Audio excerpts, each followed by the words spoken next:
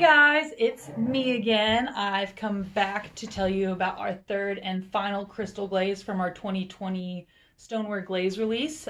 Here we have Night Moth. Night Moth is a beautiful high gloss black crystal glaze that has these nice gray kind of sage crystal blooms that happen in it. The best thing about this glaze is honestly how totally and completely reliable and consistent it really is. So the base glaze, which you can check on your suggestions and tips on your label, is our black gloss glaze, and that kind of speaks to the kind of consistency and stability of this glaze, because that glaze is designed to be high gloss, very opaque, but no movement at all. So really the only movement that you're getting in this glaze is when those crystals kind of bloom in the firing.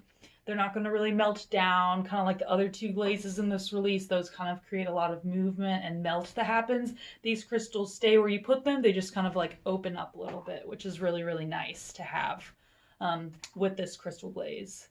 So just like all of our other crystal glazes, it is both dinnerware and food safe when used according to manufacturer's directions. And again, you do not have to worry about movement with this glaze. The only variation that's going to happen is going to be based on the number of coats that you put on, and that is just going to increase the amount of crystals you get as you increase the amount of coats that you're applying.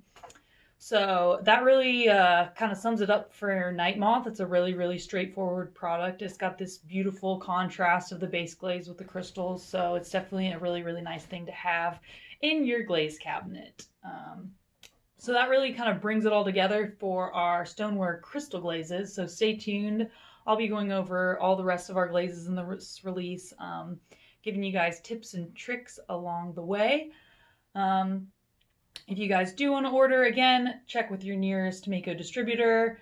And yeah, thanks so much for tuning in. We appreciate it, guys. Oh yeah, leave comments in the comments below. If you do have any questions, I would absolutely love to answer anything you got for me. So thanks, guys.